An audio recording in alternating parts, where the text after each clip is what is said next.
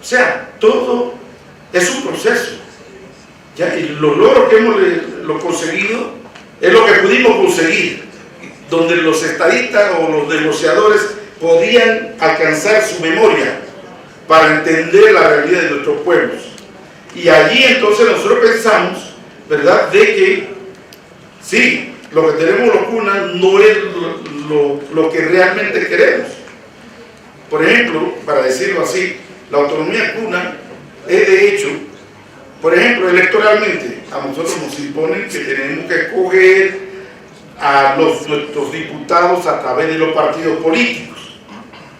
Nuestra estructura no está hecha por partidos políticos, está hecho por nuestra propia estructura tradicional, ancestral, y tenemos mecanismos para escoger nuestros delegados incluso en términos de democracia. Incluso cuando estábamos negociando en la declaración, no lo metimos.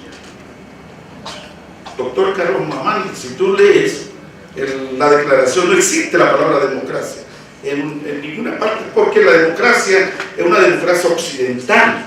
Nosotros tenemos nuestro propio proceso para escoger a nuestros diputados, a nuestros delegados que van a representar.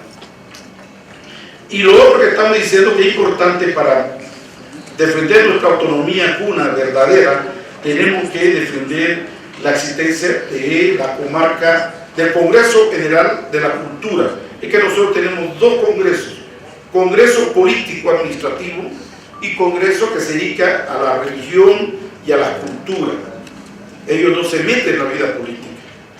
Los del Congreso Político, pero la mayoría vienen, todos tienen la misma composición, pero cuando se convoca, vienen para elevar el espíritu a nuestro Creador.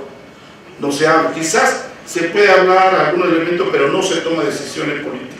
Entonces hay otro congreso que nosotros sí allí se toman las decisiones para que el pueblo cuna lo pueda hacer. Pasa, por favor.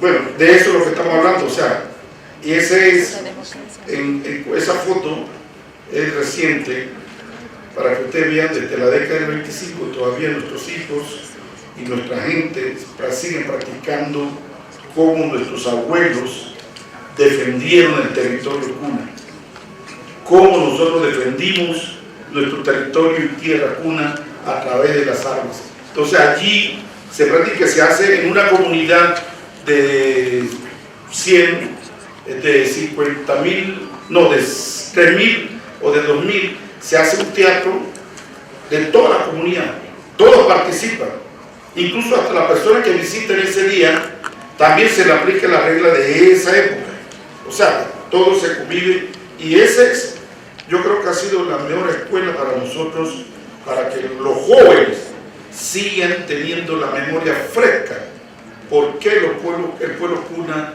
quiso tener su propio territorio. Así. Bueno, los principios que sustentan la libre determinación y la autonomía del pueblo cuna. Estos son los principios del cual nosotros, nuestros estudiosos, nuestros historiadores, estudiaron de que, bueno, ese bulare, este es cuna, el colectivo, Guamacale, unidos, Cuenatiguale, solidarios. Este es el principio que debe estar sustentando una autonomía, en ese caso la autonomía del pueblo cuna. Por eso también antes estaba escuchando un poco a nuestros expositores y yo preguntaba, ¿y dónde está el derecho colectivo? ¿Por qué el derecho colectivo? Los pueblos indígenas, nuestra sustentación política es el derecho colectivo, no el derecho individual. Nosotros ponemos en todos los territorios indígenas nuestro derecho colectivo encima del derecho individual. Y eso debemos, que por eso que vamos perdiendo un poco también la autonomía nuestra, si no ponemos fuerza y sabor, la gracia, para que nosotros defendamos nuestra autonomía. Bueno, aquí está el artículo que fue aprobado, solamente para que lo tomaran en cuenta, el artículo 3, Ya dice claramente los pueblos indígenas tienen derecho a la libre determinación, en virtud de ese derecho determinan libremente su condición política. Incluso cuando discutíamos, decíamos libre determinación no existe, en el derecho internacional no se define. No existe una definición en el derecho internacional la libre determinación. Entonces los gobiernos han inventado un cuco, que los indios o los indígenas quieren crear un Estado dentro de otro Estado, que quieren crear la independencia. Esa es pura falsedad y mentira. Los pueblos indígenas, bueno, antes alguien dijo, el buen vivir, eso es lo que nosotros queremos hacer en nuestro territorio, el buen vivir.